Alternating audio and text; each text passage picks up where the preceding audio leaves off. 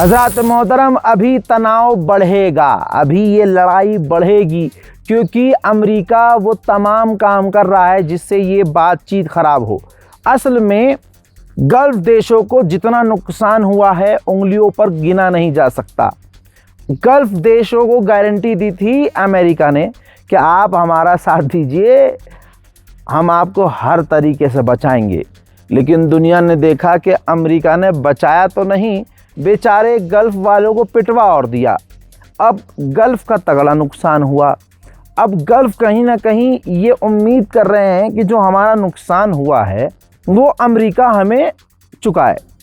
तो यहाँ पर डोनाल्ड ट्रंप ने खेल खेला है कि डोनाल्ड ट्रंप प्लान ये कर रहा है कि अरबों का जो नुकसान हुआ है, जितना भी अरबों का नुकसान हुआ है, उसको ईरान की प्रॉपर्टी जो उसने ज़ब्त की है अमेरिका ने, वो बेचकर वो पैसा गल्फ़ देशों को दिया जाए। अब दूसरी तरफ आप ये देखिए, जहां ईरान अपने नुकसान की भरपाई की मांग कर रहा है, वहां ईरान की ही प्रॉपर्टी ज़ब्त करके अरबों को ईरान का पैसा दे देना, जाहिर सी बात है अब इससे और तनाव बढ़ने वाला है। मोसाद के पूर्व चीफ ने बड़ी बात कही है। उन्होंने कहा कि ईरान की सरकार ज़रूर गिरेगी, हम उस पर ऑलरेडी काम कर रहे थे और वो सरकार गिरने वाली थी, लेकिन तभी अमेरिका ने ईरान पर हमला कर दिया तो हमने अपना ऑपरेशन रोक दिया। आने वाले समय में ईरान की सरकार ज़रूर गिरेगी। हज़रात, ऐसा बयान इंसान नशे में दे देता है तो हमें सीरियस नहीं लेना चाहिए। गांजा वांजा फूक के आदमी बोल ही देता है कुछ भी। ईसाइयों के सबसे बड़े धर्म गुरु पोप ने बहुत बड़ी बात कही।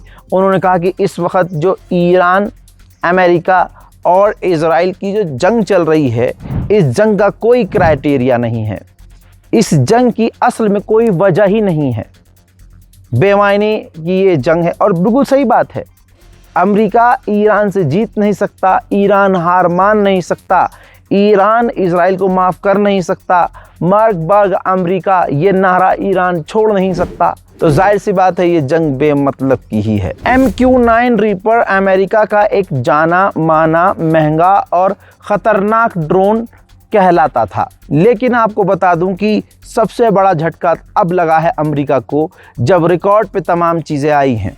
रिकॉर्ड पर यह है कि 30 MQ-9 रीपर तो अकेले ईरान ने मार गिराए हैं अमेरिका के, और उधर से हुतीज़ आए दिन अमेरिका के इन ड्रोन MQ-9 रीपर को मार गिराते हैं।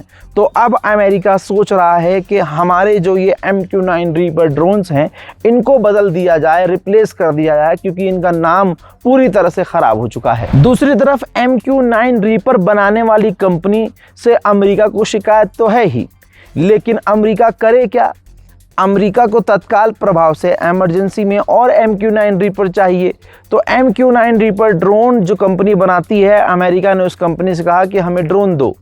तो MQ-9 रीपर बनाने वाली कंपनी ने कहा कि हमारे पास MQ-9 रीपर सिर्फ 10 हैं, हम 10 से ऊपर नहीं दे सकते, क्योंकि हमारे अभी तो भाई साहब प्रोडक्शन में चल रहा है मामला, अभी तो है ही नहीं हमारे पास। तो ये MQ-9 रीपर कंपनी का हाल है कि ईरान ने अमेरिका के इतने MQ-9 रीपर मार गिराए हैं कि कंपनी कह रही है कि हमारे पास सिर्फ अब 10 ड्रोन बचे हैं।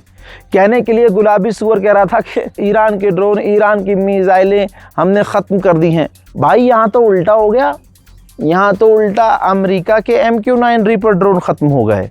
ये तमाम सबूत के साथ चीज़ें हैं, हवाई बातें नहीं बोल रहा हूँ। और इसके बाद आपको बता दूं कि अमेरिका MQ-9 रीपर जो आदेश दे रहा है कि हमें चाहिए, वो उसे तुरंत प्रभाव से मिल नहीं सकता।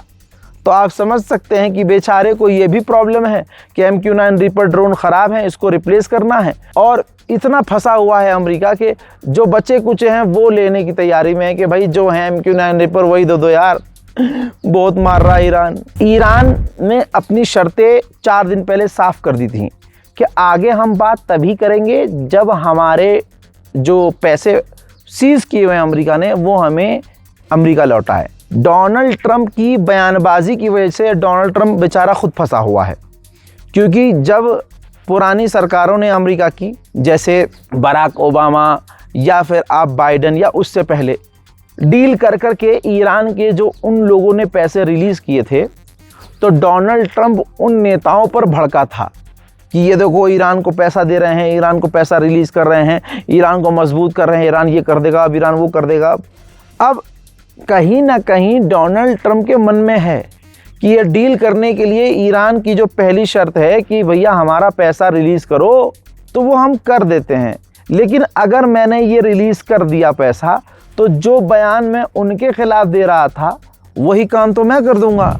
बात मेरे ऊपर भी आ जाएगी कि भाई मैं भी पैसा ही रिलीज़ कर रहा हूं और मैंने भी पुराने राष्ट्रपतियों की तरह ईरान का पैसा रिलीज़ करके ईरान को मजबूत किया। अब यहाँ पर डोनाल्ड ट्रंप फंस गया और पैसा वो रिलीज़ करना नहीं चाह रहा है, और ईरान ने 4 दिन पहले ही क्लियर कर दिया है कि जब तक हमारा पैसा रिलीज़ नहीं किया जाएगा किसी भी तरह की ट्रील आगे नहीं होगी। मेरे दोस्तों, उधर लेबनान की औकात आपको पता है। लेबनान के लोग बेचारे मजलूम हैं, लाचार हैं, फंसे हुए हैं। इतना खूबसूरत मुल्क है लेबनान कि आप इमेजिन नहीं कर सकते, लेकिन जहां अमेरिका और इजराइल की नज़र पड़ जाए वो इलाका बर्बाद हो जाता है भाई। लेबनान पर इजराइल ने कब्जा किया हुआ है, लेबनान की आवाम परेशान है, लेबनान के आम लोग परेशान हैं, लेबनान की फ़ौज को इजराइल कत्ल कर देता है, बाद में सॉरी बोल देता है, बात वहाँ ख़त्म हो जाती है। लेबनान का राष्ट्रपति अमेरिका के द्वारा चुना गया है, ट्रंप का पसंदीदा आदमी लेबनान का राष्ट्रपति है। तो अब आप क्या उम्मीद करेंगे कि लेबनान के हक में लेबनान का राष्ट्रपति काम करेगा? ऐसा नहीं है। तो कल लेबनान के राष्ट्रपति ने कहा था, जो मैंने आपको वीडियो में बताया था, कि लेबनान को ईरान एक चिप की तरह इस्तेमाल कर रहा है, एक ऐसे सामान की तरह इस्तेमाल कर रहा है कि जिसके जरिए वो डील कर रहा है अमेरिका से। इसके बाद अब ईरान के विदेश मंत्री ने ट्वीट किया है, ये रहा ट्वीट, जिसमें ईरान के विदेश मंत्री ने लिखा कि इनके साहब के बयान से, यानी लेबनान के राष्ट्रपति के बयान से ऐसा लग रहा है कि लेबनान पर हमने कब्जा किया हुआ है।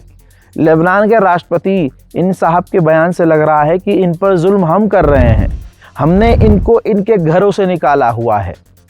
फिर इन्होंने मुखातिब करके लेबनान के राष्ट्रपति को कहा कि आप अपने असली दुश्मन को पहचानिए और असली दुश्मन को अपने घर से निकालिए।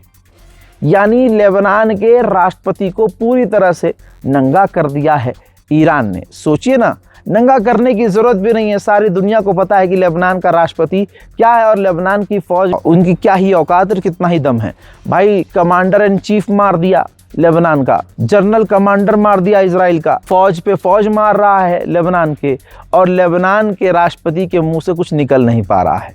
ये औकात है। सोचिए, लेबनान का राष्ट्रपति उल्टा ईरान के खिलाफ जहर उगल रहा है, लेकिन बेचारा ईरान लेबनान के लिए लगातार बोले जा रहा है।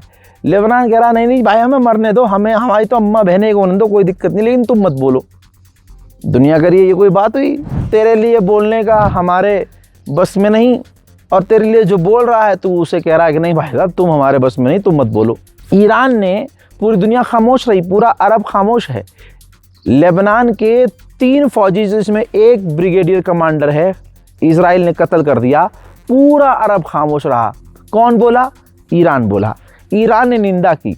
ईरान ने कहा कि ये जो 3 फौजियों को मारा है इजराइल ने, और अक्सर वो लेबनान के फ़ौज को भी निशाना बना रहा है, ये साफ दिखा रहा है और दिख रहा है कि इजराइल लेबनान के फ़ौजियों में, सिविलियंस में और लड़ाकुओं में और हिजबुल्लाह में कोई फ़र्क नहीं कर रहा है।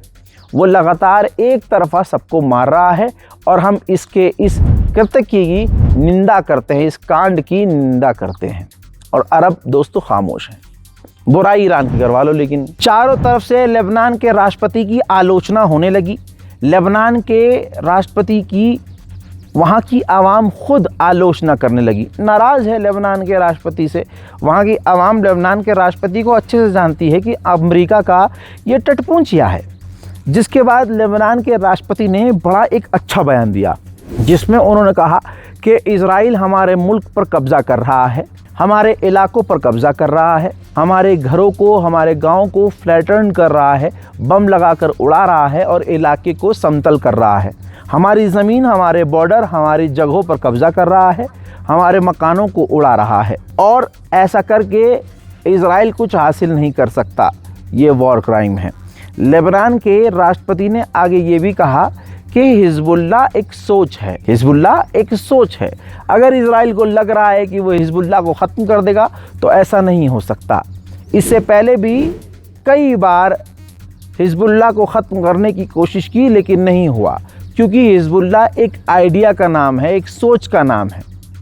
वो सिर्फ एक बहाना है इजराइल का, और हिजबुल्लाह के बहाने से इजराइल लेबनान पर कब्ज़ा कर रहा, हमारे मुल्क पर कब्ज़ा कर रहा है। वरना सोचिए, इतने समय तक हमास से लड़ा इजराइल, और गाज़ा में आज भी हमास मौजूद है। क्यों? क्योंकि हमास एक सोच का नाम है। हजरात, ये बयान बिल्कुल जेन्युइन है, हकीकत है, सही है। अब आप सोच सकते हैं कि बेचारे की तकलीफ़ कितनी बड़ी है कि ईरान का साथ दे भी नहीं सकता, ईरान की हेल्प को कबूल भी नहीं कर सकता, और अपने लोगों को खुश करने के लिए हिजबुल्लाह और हमास के समर्थन में बयान भी दे रहा है। कंफ्यूज है बेचारा बहुत लेबनान का राष्ट्रपति। हज़रात मोहतरम, उधर हिजबुल्लाह ने लेबनान में ही इजराइल के फ़ौजियों पर फिर से निशाना साधा, और इस हमले में लेबनान के अंदर इजराइल के 2 फ़ौजी वासिले जहन्नम हुए हैं। आदत से मजबूर इजराइल आतंकी मिजाज ने एक बार फिर से गाज़ा पर तगड़ी बमबारी की है, और बड़ी बमबारी की। इस बमबारी में गाज़ा के अंदर 6 लोगों की मौत हुई है और 15 से ज़्यादा लोग घायल हुए हैं। तमाम अरब खामोश हैं। दुनिया अपनी आंखों से देख ले, कानों से सुन ले कि अरब अभी भी खामोश हैं। 3 साल नरसंहार करने के बावजूद इजराइल आज रुका नहीं है। फ़िलिस्तीन के वेस्ट बैंक से लेकर दूसरे इलाकों पर वो खुल्लम खुल्ला कब्ज़ा कर रहा है। वो चीज़ सेम लगातार 3 साल से लगातार चल रही है। मजाल है कि सऊदी अरब, UAE, Bahrain, Kuwait, Qatar, Oman कोई बोला हो, निंदा के अलावा इन्होंने कुछ नहीं किया। अगर ईरान ने लेबनान, फ़िलिस्तीन का नाम लेकर लड़ाई शुरू की, और हाँ, ईरान पर हमला हुआ तो ईरान ने अपने लिए लड़ाई शुरू की, लेकिन जब अपनी लड़ाई उसने शुरू की तो उसने फ़िलिस्तीन का नाम भी लिया, गज़ा का भी नाम लिया, लेबनान का भी नाम लिया, बैतुल मुक़द्दस का भी नाम लिया। लेबनान का तो लिया ये सबसे पहले, वो तो शर्त में ही है। लेकिन क्योंकि बचपन से हमें नफ़रत करना सिखाया गया है, शिया समुदाय से नफ़रत को, चाहे वो हक़ पे हो, हमें नफ़रत। लेकिन अल्हम्दुलिल्लाह आज अहले सुन्नत को, आज हमारे उलमाए कराम को आप हक़ बयानी करते हुए सुनेंगे।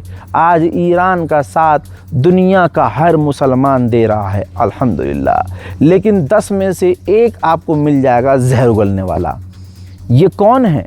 ये अमेरिका और मोसाद की एजेंसियां, जिन मुसलमानों के ज़रिए ऐसे छोटे मोटे क्रिएटर्स को ख़रीद लेते हैं। आपको पता है ना, इज़राइल के अंदर की ये ख़बर आपको मैं 4 महीने पहले बता चुका हूँ कि इज़राइल और अमेरिका मिलकर पूरी दुनिया में जगह जगह बड़े बड़े देशों में, जैसे Bharat, Germany, France, Australia, Britain, Indonesia, इन तमाम देशों में अच्छा पैसा इन्वेस्ट कर रहे हैं उन क्रिएटर्स के ऊपर जो उनकी तारीफ़ करें। अगर कोई हिंदू इज़राइल की तारीफ़ करेगा तो ये इज़राइल के लिए बड़ी बात नहीं होगी। मुसलमान कोई इज़राइल की तारीफ़ करेगा तो ये बड़ी बात होगी। तो यही खेल रहा है। हम में से बीच में से कोई उठकर ईरान की बुराई कर रहा हो ना हजरात, तो उसमें और यजीद में कोई फ़र्क मत समझना। हम मुसलमानों में गद्दारों की कमी नहीं है, ये बात मैं खुलकर ऑन कैमरा बोलता हूँ। आज मुसलमान चारों तरफ से पिट ही इसलिए रहा है, जलील और रुस्वा ही इसीलिए हो रहा है क्योंकि हम अपनों से गद्दारी कर देते हैं। हम अपनों के सगे हैं ही नहीं। देखिए, अगर हमारी किसी गैर हिंदू से लड़ाई होती है तो हम सर झुका के निकल जाते हैं, लेकिन एक मुसलमान की दूसरे मुसलमान से लड़ाई हो जाए, ओ हो, भेजे में गोली मार दी जाती है भाई साहब। ऐसे ईमान की लड़ाई समझ के लड़ता है मुसलमान आज का। जिससे लड़ना है उससे लड़ने की औकात नहीं है, लेकिन आपस में नफ़रत की इंतहा आप महसूस कर सकते हैं। हज़रात, जो पहले पूर्व पॉप थे, पॉप फ्रांसिस, जो गाज़ा के हक़ के लिए खुल्लम खुल्ला बोला करते थे, और उन्होंने अपनी गाड़ी को गज़ा के बच्चों के नाम कर दिया था। तो उस गाड़ी को बच्चों के लिए और डेवलप करके, डिज़ाइन करके गाज़ा के लिए रवाना कर दिया गया। अब जब वो गाज़ा में एंट्री के लिए खड़ी हुई तो इजराइल ने उस गाड़ी को, पोप फ्रांसिस की गाड़ी को, गज़ा के अंदर जाने की परमिशन नहीं दी। मोहतरम हज़रात, आदत से मजबूर, वही मंज़र, वही चीज़, वही रोज़ की बात। लेकिन मैं थकूंगा नहीं। आप देखकर थक जाएंगे, मैं दिखाकर नहीं थकूंगा, मैं बोलता रहूंगा। तस्वीर देखिए, फ़िलिस्तीन के वेस्ट बैंक का इलाका, ये गाज़ा नहीं है, फ़िलिस्तीन के ये वेस्ट बैंक का इलाका है जहां पर इजरायली सेटलर्स ने, इजरायलियों ने आकर फ़िलिस्तीनियों के घरों में आग लगाई, तबाही मचाई, उनकी प्रॉपर्टीज़ जलाकर राख कर दी।